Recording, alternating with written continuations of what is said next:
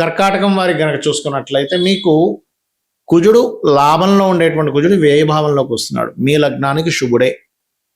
అయితే ఈ వ్యయంలోకి వస్తున్నందుకు కలిగే ఫలితాలు ఏమిటి, ఏ దేవతా ఆరాధన చేయాలి, ఎటువంటి విషయాల పట్ల మీరు జాగ్రత్తగా ఉండాలి, మరియు శుక్రుడు కూడా 3వ భావంలో నీచ పొందుతున్నాడు, దీనివల్ల కలిగే ఫలితాలు ఏమిటి అనేటువంటి అంశాలు చెప్తుంది నేనైనప్పటికీ చెప్పిస్తుంది సాక్షాత్ లలిత అమ్మవారిగా భావిస్తూ ఆ లలితాంబిక అమ్మవారి యొక్క అనుగ్రహం మీకు పరిపూర్ణంగా కలగాలని మనస్ఫూర్తిగా కోరుకుంటూ, ఇక్కడ 12లో కుజుడు వస్తున్నందుకు కొంచెం మీరు ఖర్చులు, ఇన్వెస్ట్మెంట్స్, వ్యసనాలు, ఎందుకంటే కుజుడు అక్కడ ఉంటూ శుక్రుడిని చూస్తున్నాడు, ఈ వ్యసనాల విషయంలో లేదా తండ్రి యొక్క ప్రాపర్టీ విషయంలో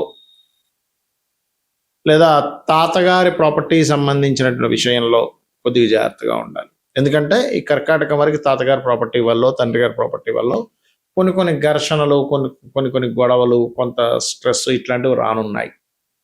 మరియు కొత్త ఇన్వెస్ట్మెంట్ చేసేటువంటి విషయంలో, అందులో ముఖ్యంగా మీరు సంతానం కోసం చేసే ప్రయత్నాలు, సంతానాన్ని విదేశాలు పంపించే విషయంలో కొంత మొదటి వారం కొంత ఘర్షణాత్మకంగా కూడా ఉంటుంది. కాకపోతే ఇక్కడ స్త్రీమూర్తి కారకుడైనటువంటి శుక్రగ్రహం 3వ భావంలో ఉన్నందుకు ఆ యొక్క 3వ భావం మీద శుక్రుడు ఉంటూ దాని మీద కుజుడు యొక్క దృష్టి, కాబట్టి ఎవరితోనైనా స్త్రీమూర్తితో మీరు ఒక కమ్యూనికేట్ చేస్తున్నారు, లేకపోతే ఒక సరదాగా ఒక మాట అంటున్నారు, ఇటువంటి విషయాల్లో చాలా చాలా జాగ్రత్తగా ఉండాలి కర్కాటకం వారు.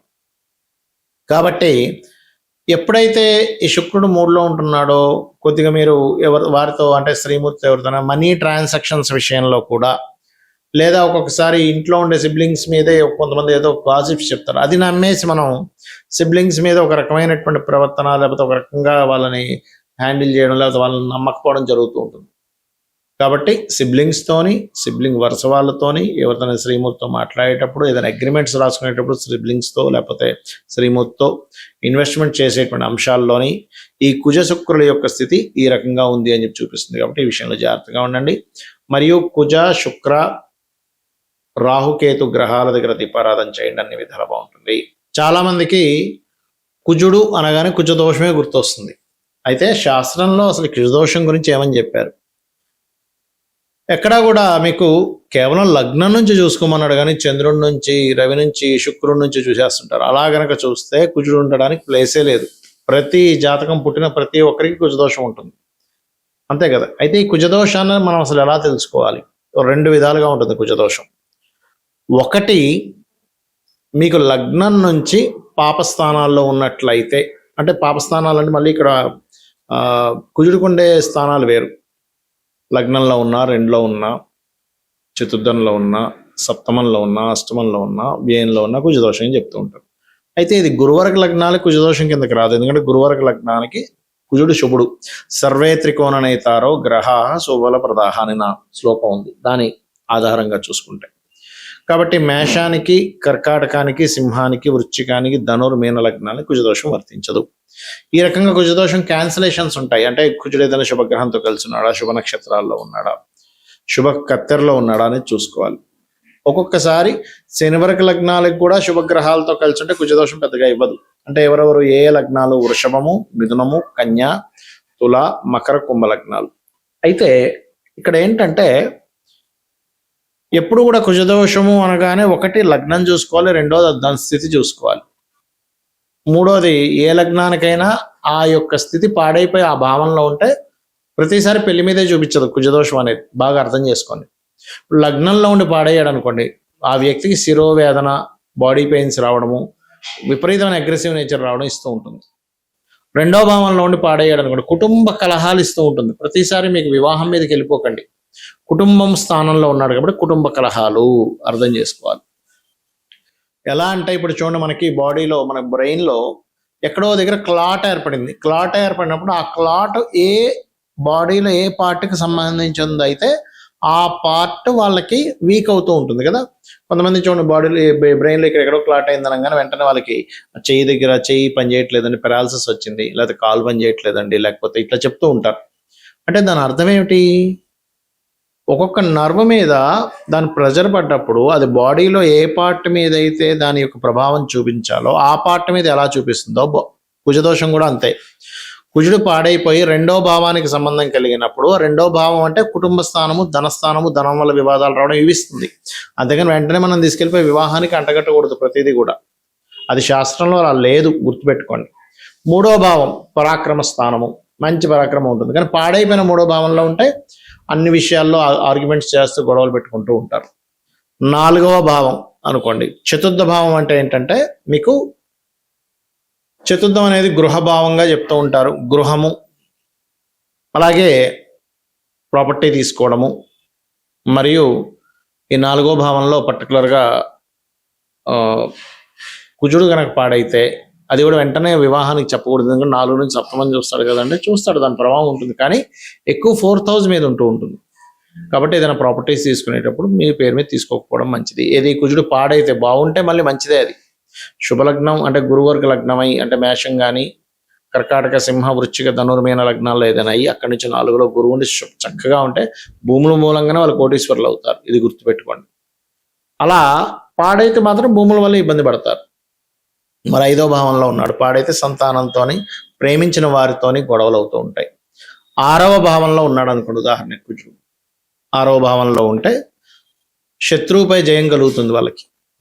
అయితే ఇక్కడ పాడవకూడదు. పాడైతే హెల్త్ రిలేటెడ్ సంబంధించిన వాటిలో ఎక్కువ పెయిన్స్ ద్వారా వచ్చే ఇబ్బందులు ఎక్కువ వస్తూ ఉంటాయి. 7వ భావం అప్పుడు మాత్రమే వివాహము, వివాహ జీవిత భాగస్వామి యొక్క స్వభావం మీద దాని యొక్క ప్రభావాన్ని చూపిస్తూ ఉంటుంది. అష్టమం యాక్సిడెంట్స్ ప్రోన్స్ ఎక్కువ అవుతుంటాయి. అందుకే మేషలగ్నం వారికి కుజుడు పాడైతే కొంచెం యాక్సిడెంట్స్ అవుతాయి, జాగ్రత్తగా ఉండండి అని చెప్తూ ఉంటారు. భాగ్యము తండ్రి గారి మీద, తండ్రి యొక్క స్వభావం మీద, లాంగ్ జర్నీస్ వెళ్ళేటప్పుడు జరిగేటువంటి కొన్ని సంఘటనలు యాక్సిడెంట్స్ అవ్వడం లాంటివి మీద ఇస్తూ ఉంటుంది లాంగ్ జర్నీస్లో, ప్రతిసారి కాదు. దశమ స్థానంలో బాగుంటేనేమో వాళ్ళు లీడర్ అవుతారు, వాళ్ళు ఉండే కెరియర్లో. బాగోపోతే ఆ సుపీరియర్స్తోనే వీళ్ళు ఇబ్బంది పడుతూ ఉంటారు, కెరియర్లో ఇబ్బంది పడుతూ ఉంటారు. లాభస్థానంలో కుజుడు బాగున్నాడు అంటే అన్ని విధాల లాభం. స్పోర్ట్స్లోని, భూముల మీద, అన్నిటి మీద పాడైపోయాడు, లాభం వస్తుందనే ఆశ వల్ల పోగొట్టుకుని ఉంటాడు. 12వ స్థానంలో కుజుడు బాగుంటేనేమో తండ్రి ఆస్తి ఖచ్చితంగా వచ్చి తీరుతుంది, పాడైపోతే తండ్రి ఆస్తి గొడవల్లో ఉంటుంది. ఇలా కుజుడు ఎక్కడున్నాడనేది తీసుకోవాలి. అంతేగాని కుజుడు ఎక్కడున్నా సరే లగ్నం నుంచి, చంద్రుడి నుంచి, శుక్రుడి నుంచి, రవి నుంచి, ఇంకా శని నుంచి, గురువు నుంచి అన్నిటి నుంచి చూసేసుకొని కుజుడు ఇక్కడ ఉన్నాడండి దోషం కదా అని వెంటనే అనేసుకోవడం కాదు. అవేంటంటే ఆ గ్రహానికి మూమెంట్ అవ్వడానికి ఎటువంటి ఫలితాలు వస్తుందనే ఒక పర్టికులర్ ప్రిడిక్షన్ చూసుకోవడానికి మాత్రమే ఆ భావనను చూసుకోవాలి. అంతేగాని ఈ జాతకుడి కుజదోషం అంత కట్టడానికి కాదు. దానివల్ల ఏం చేస్తున్నారు, అయ్యో కుజదోషం ఉంది, కుజదోషం ఉన్న వాళ్ళతో పెళ్లి చేయడం, లేకపోతే ఇంకోటి అయితే కుజదోషం ఉంటే అర్క వివాహాలు చేసేయడం, కుంభ వివాహాలు చేయడం చేస్తూ ఉంటారు. అర్క వివాహాలు, కుంభ వివాహాలు కుజదోషం ఉంటే చేయకూడదు.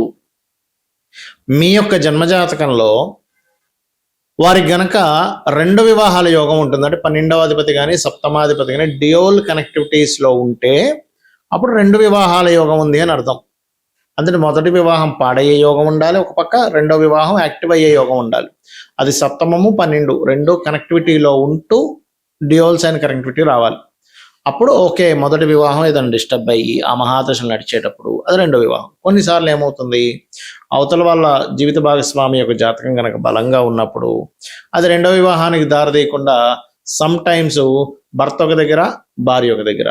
అంటే అమ్మాయి ఇక్కడ ఇండియాలో ఉంటే అబ్బాయి ఏమో విదేశాలకు వెళ్ళి ఉద్యోగం కోసం అమెరికా వెళ్తాడు, లేకపోతే ఒకే అమెరికాలో ఉంటూ ఇంకొక దేశంలో అబ్బాయి ఉంటాడు. అలాగా వేరువేరు చేస్తూ ఉంటుంది. అంటే ఆ రకంగా దోషం కూడా పోతుంది అనమాట.